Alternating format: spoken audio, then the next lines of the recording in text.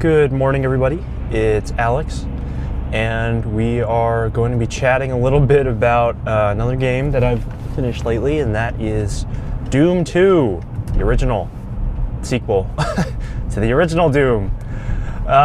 So I went on a little kick lately. I played through Doom 1 and 2 all together in like the Bethesda recent enhanced edition that has all the other like big level packs in it and stuff that was released for some anniversary or another, like onto Steam and GOG and who knows where else. Anyway, I had been interested mostly in Doom because of I had watched an interview of Carmack talking to Lex Friedman, heard that whole story, had been aware of Doom for my whole time as an avid video game player, but it was like a little too old for me to really have gotten into. But at that point I was interested because I knew that it was a foundational game. I had only really just begun to understand how foundational it was and how much the work in Doom really carried 3D first-person graphics forward. And so I became interested in it for a couple of reasons of the notoriety, that connection with Carmack, the design and technical history. And so I went and played through the games. I loved Doom 1. I thought that game was pretty awesome. Had enough going for it to compel me through the whole game rather quickly after I got over like the first mission or two of like not knowing really what was going on. And Doom 2, I think it had some really good momentum at the very start of it. It has all these things everybody always talks about, all this like back of the box art crap of it's got more enemy types, which is good. It actually the new enemy types all are actually quite interesting and have found ways to change up like the Doom combat formula a bit. And new weapons, really. I think just the super shotgun, which is frankly what the regular shotgun probably should have been in the first game. And so that core experience in Doom 2, it definitely is more refined. It feels pretty tight. They've done some like rebalancing around the types of encounters that you're running into, about your like ammo max counts and everything. And so it has become this subtly different experience with like a little bit more to offer you, and that like very core, if like when you get down to it, I think the most fun you have in these classic Dooms is like going around with the shotgun of like that's your go-to weapon. All the other guns kind of are more if you've got the ammo to spare, if you need to take out a room full of guys really fast. But like that moment-to-moment shotgun gameplay is just way more interesting, way more fun in Doom 2 because of that super shotgun, where positioning matters a lot more. The pace is allowed to be faster because you're assumed to be running up in bad guys' faces more often and dealing with them more quickly. That's all great. But I think it's on the record. It's on the record, and I think a lot of the general reaction to Doom 2 is that the level design has taken a bit of a hit from the first game, where the first game I think is primarily all John Romero levels, and they all are honestly very very linear. They are they're basically like Zelda dungeons, right? Where like you're going through, you have this this level that is not quite laid out in like the most straightforward way. and you're looking for, you know, small keys along the way that get you through. But if you were to look at the actual progression through the level, it is relatively linear, and you know, at some point, especially in Doom 1, with the lack of enemy types, you know, you were starting to feel like, you know, maybe you're running out of like things that that they were able to offer with that selection, right? And Doom 2 is a lot more experimental and varied in its level design.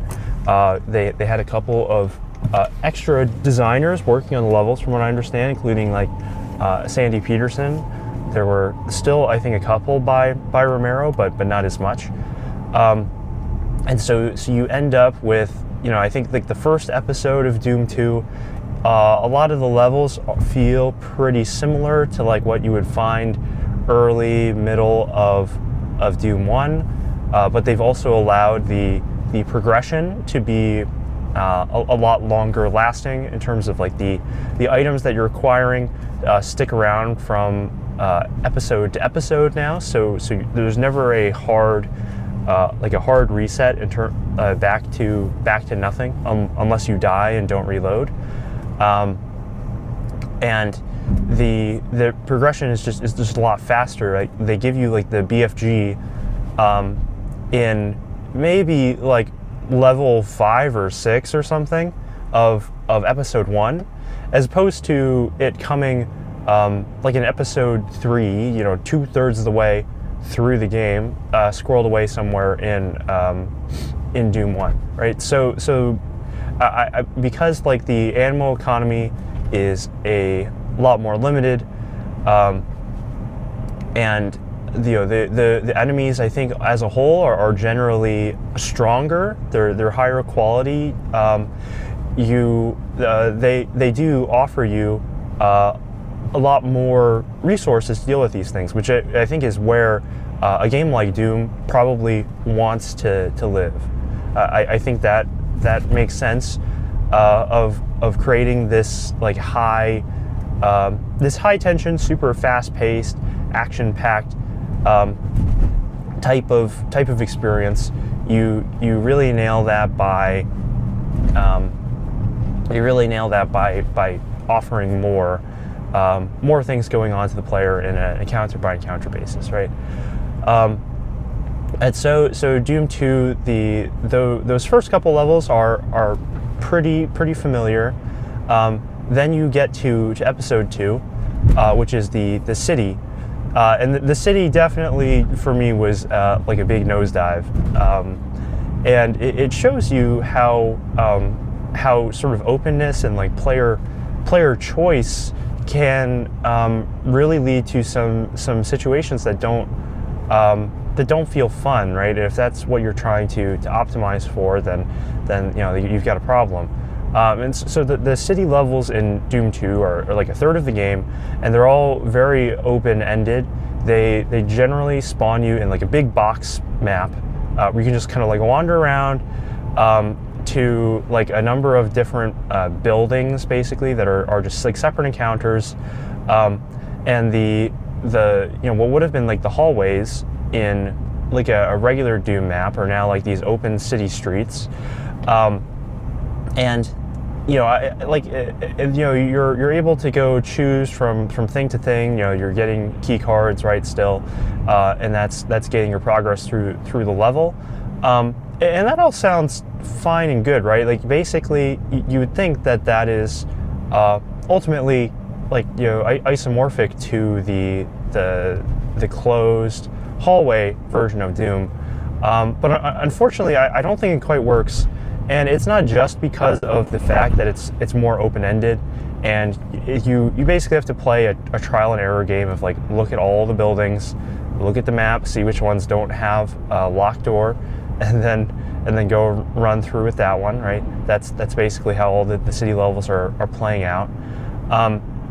But it's I think really it's that in wide open spaces, you're really just not able to, you know, that Doom engine just does not play, you know, it doesn't play to Doom's strengths.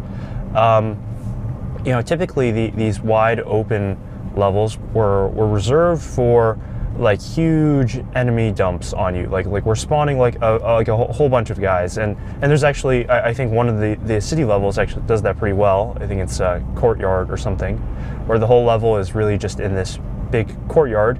They spawn like there's a crap load of pickups on it, but also like a crap load of enemies that you're going around. You're surviving like wave after wave of dudes. Going through, and you'll burn through all of like your chain gun and plasma gun ammo, and have to clean up the last couple of guys with the shotgun or a rocket launcher or something, right? And that's cool. That I think works. But the most a wide open arena is meant to be like a boss fight in Doom, right? Like think of the Cyber Demon level is this huge open space with some geometry to go block line of sight here and there, and that works because it's like this gigantic enemy that is firing these huge splash damage weapons at you, right? And you're firing splash damage weapons back at it. So this level of space gives you both the room to maneuver, and the room to kind of like to punish yourself. Like if your play is not good, it feels fair rather than like whenever you have to fight like a cyber demon on a level where it's rather closed off, and basically you're just like playing the peekaboo game with him until like one of you falls over, right? And that really stinks. That is maybe like one of the worst situations that can arise in classic Doom. But so these city levels, they don't want to be either of those things, because like the wide open parts of the arena are meant to fulfill the purpose of connecting tissue. They're meant to span the gap and provide like different pacing from room to room, where the rooms are the buildings. So if the rooms are big focused combat encounters, then the connecting hallways, the city streets between that we're not really allowed to be, and so what they are instead is basically just full of like a bunch of trash mobs sitting in windows and crap, and like random cacodemons that you just have to like clean up, or they're like just pelting you with junk throughout the course of the level, right? And it's just really annoying because I don't know what that was, because your weapon selection and the aiming scheme in classic Doom is really just not built to deal with like precision verticality, right? It's like obviously not. So like you have imps like scrolled away in these windows, right? The shotgun obviously is not your most effective tool for dealing with these guys, and it's like always unclear of like what is the like how much of the enemy do I have to have in vision to actually hit something on like a huge vertical difference, right? Like I think it's just a raycast, but it like the point is that it's not very obvious if they're like at the top of the screen or like just out of there. And so it feels bad because you're just kind of like standing in the middle of these like alleys, wasting like your good ammo, wasting your good ammo on trash mobs, because there's like no more efficient way to deal with them unless you want to bust out the pistol and be standing there for who knows how long, just like firing pea shooter at it, and that is really lame. It drives the pacing down of things by a lot. But if you don't do that, then you're just going to be taking like a damage tax every time you go from area to area, right? And the point is that like these enemies, they have no movement capability, so they are far less interesting than they would be otherwise.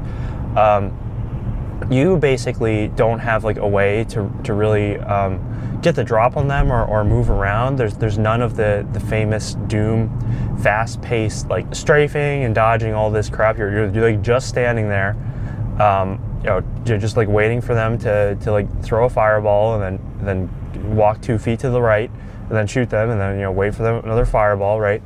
I think that is really like, what about it just does not work. I think it was an interesting attempt at changing up the pace, and unfortunately, like the idea of bringing Doom to Earth and fulfilling that kind of fantasy is really unfulfilled. Where these levels, from a visual thematic standpoint, they feel really interchangeable with any other like Doom sort of techie-ish scenario, where they all just look like that. It's like it still looks like a UAC base, and even though you have this like more outdoor environment feel, like there are plenty of other Doom levels that have this sort of like outdoor feel to them, and so it just doesn't quite come together. You're not really sold on that thematic hook, and that is like definitely feels like missed potential in the game of like, maybe there were other things they could have added to the formula in those levels, like other humans or something, or even like enemy types that are specific to this, of like more mutated humans or something. It feels like there was something more there, and it kind of just like thematically blends together, but from like a design perspective wise, and gameplay wise, it really just like is this big lull point in the action that just doesn't feel great. But once you get past that to episode 3 of Doom 2, which is like another set of hell levels, I thought those were mostly pretty good. They bring things back to more towards that traditional Doom level design, where they're more linear, but like enclosed, allowing them to be more open inside spaces where the geometry is more interesting. And so there actually is like some platforming in some of these levels. There's a lot more like hazardous pits and stuff, and like you can tell it is like it does feel different, and it's not in a bad way. I think this was probably a more natural way to push Doom 2, as a direction, right? And I think like a notable level is probably that second to last one, where you're like climbing around all these different like huge chasms, right? And you're getting pelted from like cacodemons and stuff, and you're trying to avoid them, but all the time you're having to like duck off into these little like side chambers and stuff, and go deal with some mobs. So they still are bringing you back to like these closed off hallways and stuff. And that is like a good way to like keep the pace mixed up, and keep that interesting. So I think those hell levels did work for me, but I think the downside of keeping that item progression throughout the whole game is that you kind of have seen everything already for like 6 hours by the time you get to like that third act of Doom 2. There was nothing really held back, so there's not really much more for you to be that is mixing things up, right? Like you're seeing Doom 1 bosses as just like dropped in as like mid bosses into these levels, right? That's fine. You're seeing like they're giving you BFG 9000s and like adequate ammo for your rocket launcher throughout like all these levels, okay?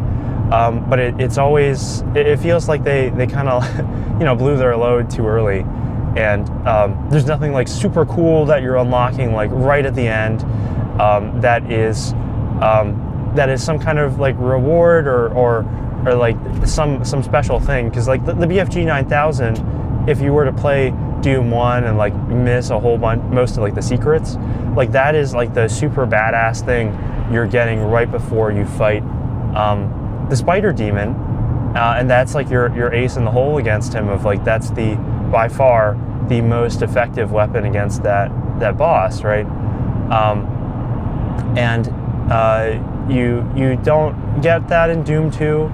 It seems like, I don't know what like design space was quite left. If I'm thinking about like what could have been accomplished in that engine, like I think obviously they had like the flamethrower came later or something, of another close quarters weapon, and I think close quarters is the type of weapon and thing that you would want to be doing, of make that super close up weapon with like cleave damage or something. That would have been pretty cool to have in like regular Doom 2. I think that would have been interesting. Or maybe, yeah, I'm not quite sure. Maybe some like long range thing, single shot thing that may have broken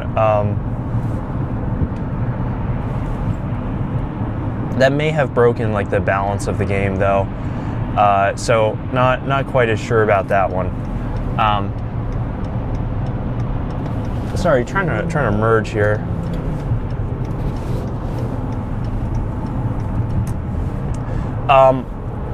But whatever it was, and then like another super weapon for the end of the game would have been great.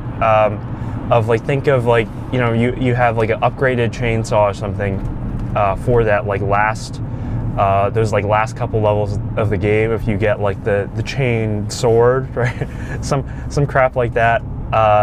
You play into like the Army of Darkness bit. You make that thing like super badass.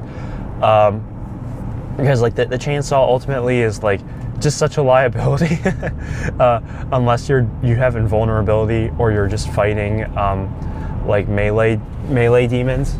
But really only if you have invulnerability. But if you had like some like more viable version of that you could unlock that was really just like messing guys up, that would be pretty cool. I think that would have fit quite naturally into that classic Doom engine. But we get through all of that. You get to the final level of Doom 2, where you're fighting the Icon of Sin. I think that encounter is pretty interesting. Of like, it's infinite spawns that are like all the super strong, super high quality enemies. That's like a tough encounter. And I like that kind of progression of like climbing up and then going to the tower and stuff, and then trying to like nail rockets into it. I think maybe it's like not very clear. I don't know if I missed something, but I had to look up like what exactly it is I'm supposed to be doing. Because I was like shooting rockets at this thing. I'm shooting my chain gun, my plasma, like I'm just like dumping ammo at this thing, like standing on top of the pillar. I'm standing on the platform next to it, like trying to figure out what to do. I'm going up and down. And it's this very precise hitbox that you have to hit with like that only works with rockets. And that just doesn't quite feel great, because it is such like a high pressure like scenario, of like, you have so many other things to deal with that maybe it's like not, and rockets have never been used to like solve a puzzle in that way. Like there were a couple of fake walls in Doom 2 where you had to shoot them, and it's something that makes sense in Doom, I think, but it's just like there was never any real build up to it, or like visual indicator that that's what you had to do, and so it just feels like unfair.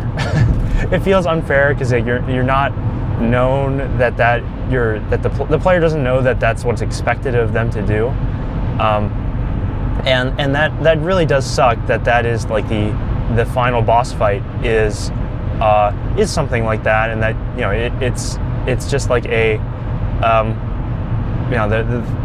to like beat the final part of the game. It's like I had to look up the guide because it just is not happening. There's just like no clue what the hell is going on, and so that is but aside from that, the level's interesting. I think quick saving and quick loading kind of ruins it too, of because I was really just I was not having to deal with the interesting parts of trying to survive on the pillar, and dealing with the enemies and trying to fire that precision shot. I don't think that quite worked, and yeah, there you go. I'm still not quite sure in any of the classic Doom games if they're really supposed to be designed around being able to quick save or not, if that is the intended way to do business there, because it feels like the penalty for not quick loading is so great, of getting knocked down to just the starter pistol. It is such a huge blow, and so many of the levels are really just not designed are not designed very well around that fact, from what I could see. They just drop you in so quickly, and they usually they do give you a shotgun to start off with, but it's not always a super shotgun, and so then it just feels really bad having to work your way up from scratch again, and that's even just on a full level quick load. On an individual, within a level of quick loading encounters or stuff, it's just it's tough because I think this is just a problem with a lot of games of that vintage. Of there was no checkpointing, but the levels they would go on for so much time, and would have so much in them that it doesn't feel great to have to go replay through all of that, and ultimate you can have players on the extremes that are abusing that system to the point where it's not fun, or choosing not to ever be saving to do a challenge run or something. But you're really trying to design for that most common player type, which I think is quick saving on encounter, on beating encounters, or every little bit. And they're forgetting, they're not always doing it, and I don't know, it's just not ideal. If I think to Halo, Halo 1 had they had invented checkpoints by that part, and there are long missions in Halo 1, right? There are only 10 or 12 missions in that game versus 32 in Doom, in Doom 2, and the pacing of the levels is a lot slower. There's more time to kill in between, but the levels are able to progress and have some more things going on, and not just always be at that super fast pace, because there is a checkpoint system, right? and the penalty for death isn't as great. And it's like this very fine line to balance, right? Like where there are games that are really designed around that penalty of death, like a Dark Souls, right? Of like Dark Souls 1, you are meant to like the whole game is you die and you're going to go back to the bonfire, but the bonfire is under your control. However many enemies you're fighting is mostly under your control. You can figure out the shortcuts and the paths and stuff.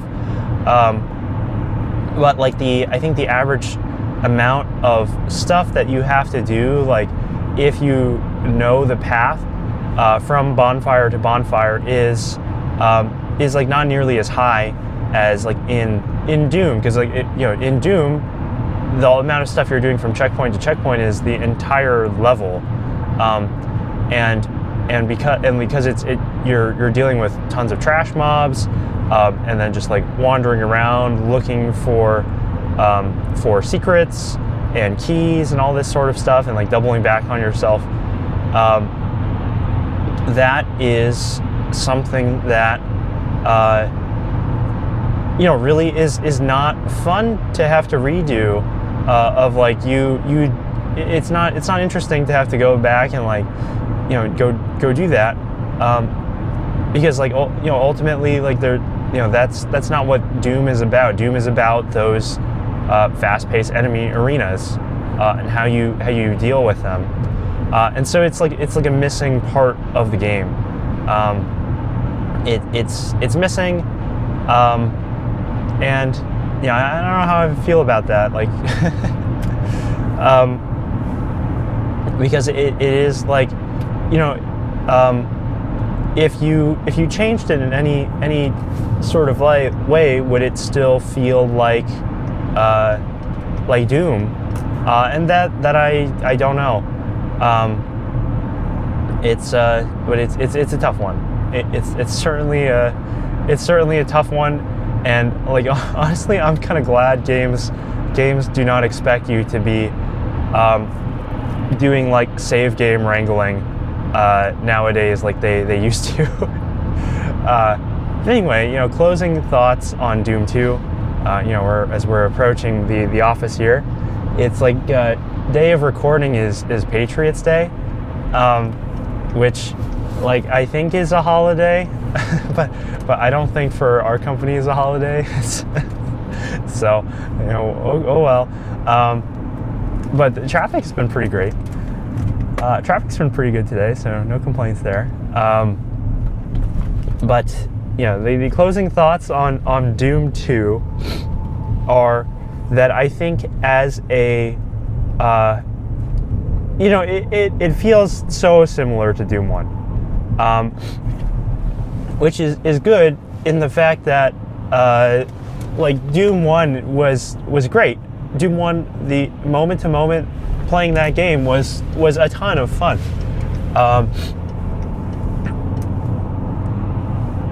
And it certainly felt like after some time had passed, like you looked at like episode 4 or something, they had more interesting ideas for what to do with like Doom levels and changing things up.